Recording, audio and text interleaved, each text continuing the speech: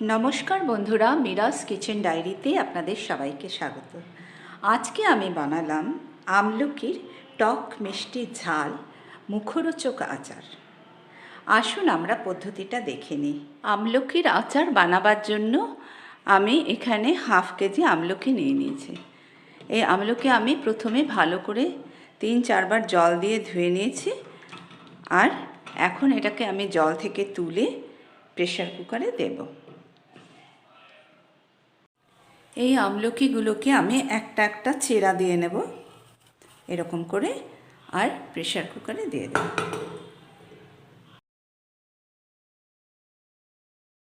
আমলকি চেরা হয়ে গেছে, এবার এতে আমি জল দেব। এতটা জল দেব যেন আমলকিগুলো সব ডুবে যায়।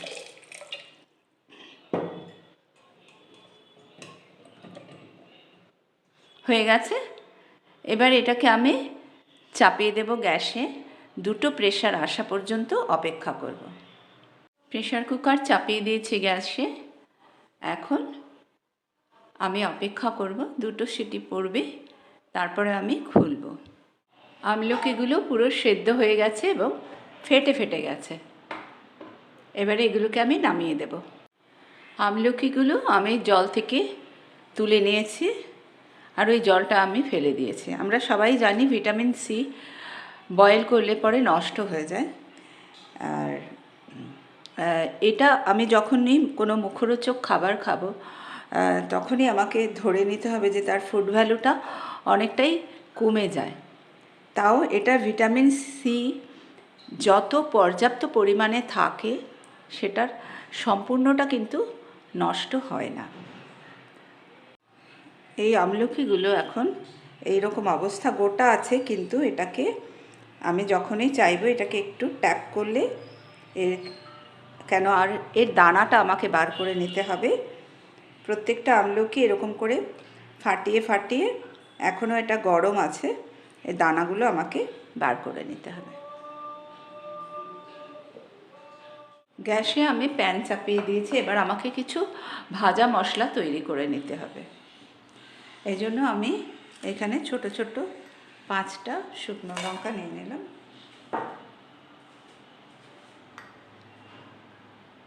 গোটা ধনে 1.5 চামচ। আগে ধনেটা একটু হালকা ভেজে নেব, কেননা প্রত্যেকটা মশলা, যে মশলাটা খুব ছোট ছোট এবং তাড়াতাড়ি হয়ে যায়, তার সঙ্গে কখনো এই বড় ড্রাই মশলাগুলো দিতে হয় না। এই ধনেটা একটু হতে সময় লাগে, লঙ্কাটাও। এটা যখন একটুখানি হয়ে যাবে তখন আমি বাকি মশলাগুলো মিক্স করব।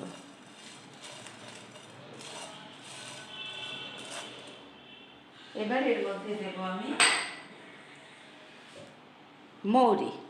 এখানে 1 চামচ মৌরি আছে।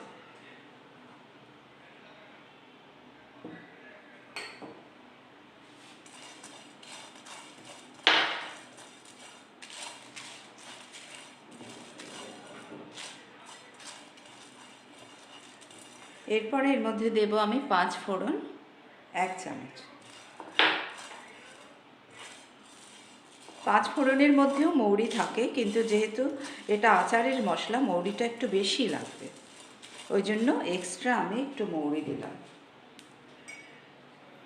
এখানে দিলাম 1/4 চামচ মেথি দানা।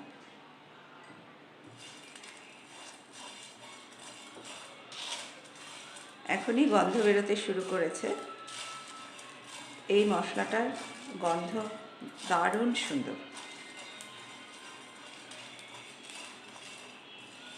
আচারে এই মশলাটা পড়লে পুরো আচার খেতে এত ভালো লাগে। এবার এটার মধ্যে আমি দিয়ে দিচ্ছি অল্প সর্ষে। সর্ষেটা বেশি ভাজবো না, জাস্ট একটু তেলে নামিয়ে নিচ্ছি।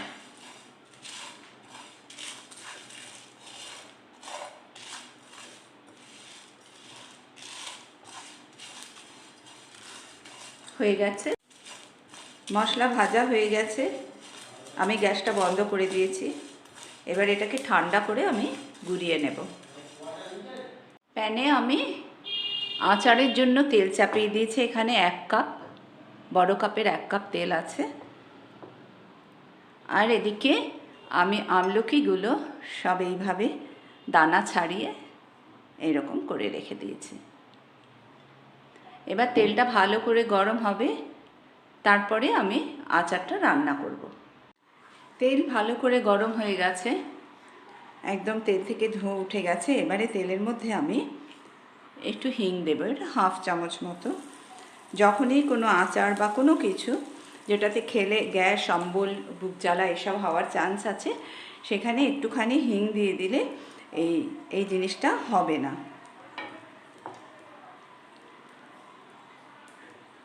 এবারে এর মধ্যে আমি আমলকিটা দিয়ে দেব।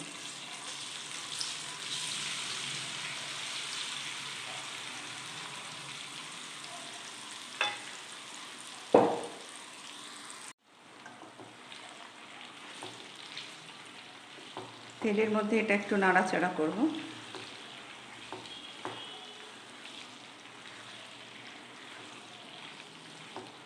এবার একে একে আমি মশলাগুলো এর মধ্যে মিক্স করতে থাকব। প্রথমেই দেব নুন। এখানে আমি নুনটা হাতের আন্দাজে নিয়েছি। এখানে মোটামুটি 1.5 টেবিল স্পুন নুন আছে। কেন, এই আমলকি অসম্ভব টক হয়, অসম্ভব টক আর কষা, যার জন্য নুনটা একটু বেশি লাগবে। পরে দেখতে হবে নুন হয়েছে কিনা।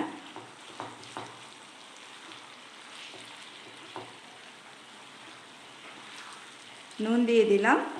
এবার একে একে আমি মশলাগুলো দেব। এইখানে 1.5 টেবিল স্পুন কাশ্মীরি লঙ্কার গুঁড়ো আছে, আর 1 টেবিল স্পুন হলুদ আছে।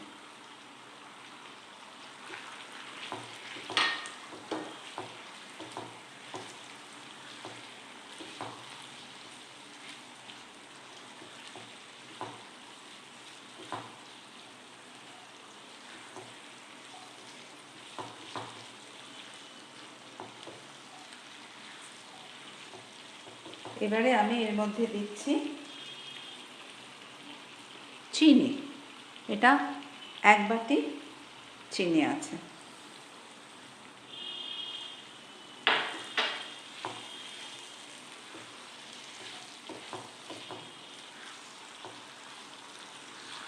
একটু চিনিটা বেশি লাগবে, নতুবা খাওয়া যাবে না, খুব কষা হয়ে যায়। কিন্তু এই রান্না আচারটা আমার কাছে 1 বছর নিঃসন্দেহে থেকে যায়। এর আগের বছরের জলপাইয়ের আচার আমি এই কালকে শেষ করলাম। রান্না আচার, অনেকের কাছে রান্না আচার বলে থাকে না, কিন্তু আমি যে আচারগুলো রান্না করে রাখি সেই আচার, অবশ্যই ওটা বাইরে রাখলে হবে না, ফ্রিজে রাখতে হবে। সেই আচার পুরো 1 বছর নিশ্চিন্তে কেটে যায়।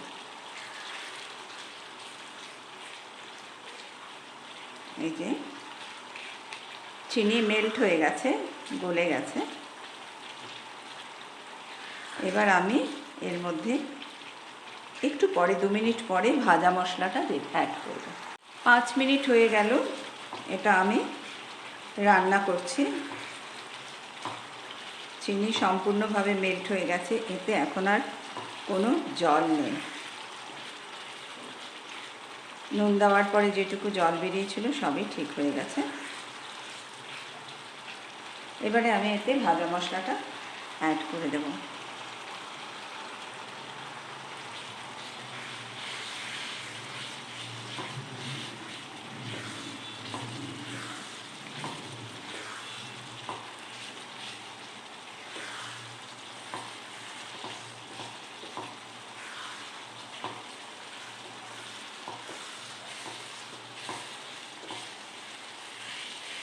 ও যা দারুণ লাগছে না! আমি তো এমনিতেই আচারের পোকা। আগে অনেক বেশি আচার খেতাম, এখন অনেকটা কম করে দিয়েছি, কিন্তু দারুণ জিনিস। আচার রান্না করতেও আমার খুব ভালো লাগে, আচার দিতে ভালো লাগে, খেতে ভালো লাগে, দেখতে ভালো লাগে। সব একদম ঠিকঠাক হয়েছে। এবার আমার ভিনেগার অ্যাড করার পালা। আমি চেখে দেখে নিয়েছি, মিষ্টি, নুন সব পারফেক্ট। এবার এতে আমি 2 টেবিল স্পুন ভিনেগার দিয়ে দেব আর গ্যাসটা বন্ধ করে দেব।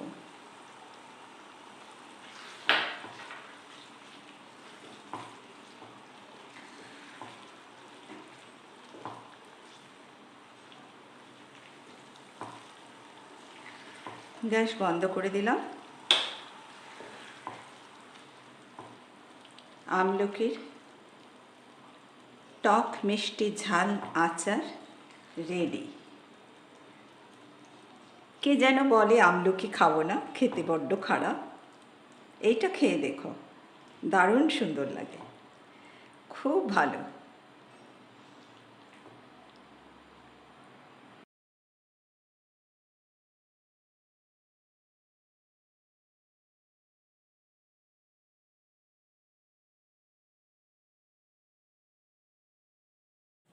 আমলকির আচার রেডি।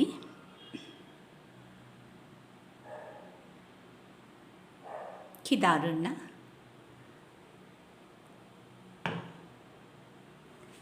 এবার তো একটু খেয়ে দেখতে হয়।